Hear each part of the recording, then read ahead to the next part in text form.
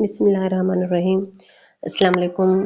मां यसरा बलोच अॼु जे हिकु ॾाढे अहम टॉपिक सां गॾु अॼु जो जेको असांजो टॉपिक आहे उहे MCQs खयां आहिनि जेके बार बार SPSC रिपीट करे थी पई। मतिलबु मां मोस्ट रिपीटेड क्वेश्चन्स खयां आहिनि ऐं जेके इम्पॉर्टेंट MCQs आहिनि सिंधी जा उहे मां कढिया आहिनि।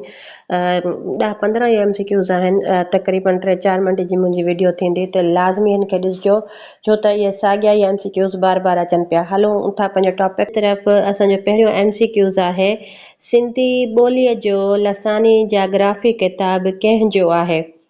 त हिन जो सही ऑप्शन आहे डॉक्टर ग़ुलाम अली आलाना।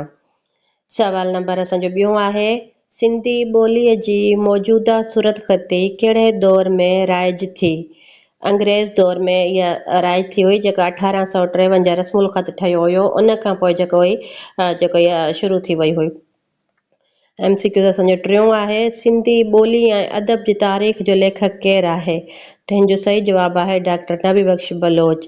सवाल नंबर असांजो चोथों आहे सिंधी लोक अदब ते सभ खां वधीक कमु कंहिंजो थियल आहे? त सिंधी लोक अदब ते अगरि असां ॾिसंदासीं त सभ खां वधीक कमु डॉक्टर नबी बख्श बलोच जो थियल आहे। त हिन जो सही जवाबु आहे डॉक्टर नबी बख्श बलोच।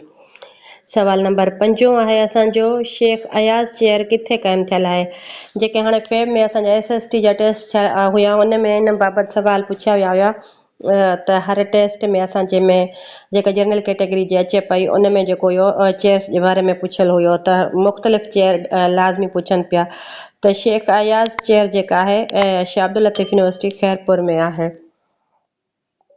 हालूं था क़ुरान पाक जो पहिरियों मंज़ूम तर्जुमो कंहिं कयो? मथे हुयो जेको नसरी तर्जुमो हुयो, हेठि हुयो मंज़ूम तर्जुमो। मंज़ूम तर्जुमो जेको आहे हाजी अहमद मलाह कयो आहे। हिन जो सही जवाबु आहे हाजी अहमद मलाह। सवाल नंबर असांजो 8 आहे अदब जा फ़िक्री महरक किताब कंहिंजो आहे? इहो बि सवाल असांजो SST जी जनरल कैटेगरी जी हुन में टेस्ट में आयो हुयो त अलहदाद ॿोहियो जो आहे। पैगाम लतीफ़ किताब कंहिंजो आहे? पैगाम लतीफ़ किताब GM सैयद जो आहे। त असांजो सही ऑप्शन आहे GM सैयद। सवाल नंबर असांजो 10 आहे नूरजहान नाविल कंहिंजो आहे?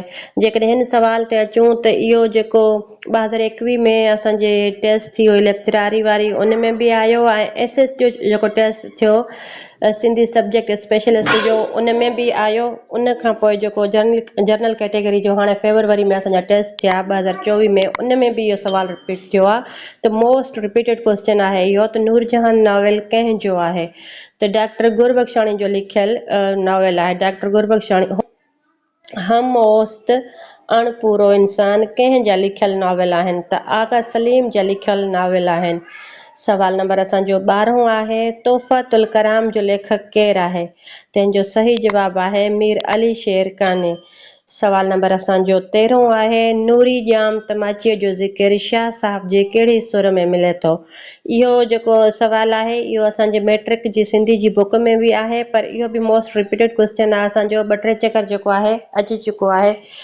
इन जो सही जवाबु आहे सुर कामोड। सवाल नंबर 14 आहे काफ़ीअ जो बादशाह कंहिंखे सॼियो वञे थो? त हिन जो सही जवाबु आहे मिस्री शाह खे।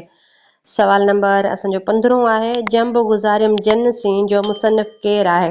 इहो बि सवाल जेको असांजो आहे हाणे फेब में जेका असांजा SST जा जनरल कैटेगरी जा पेपर थिया हुया टेस्ट थिया हुया उन में इहो आयो हुयो त जंब गुज़ारियम जंसी जो मुसनिफ़ जेको आहे GM सैयद आहे।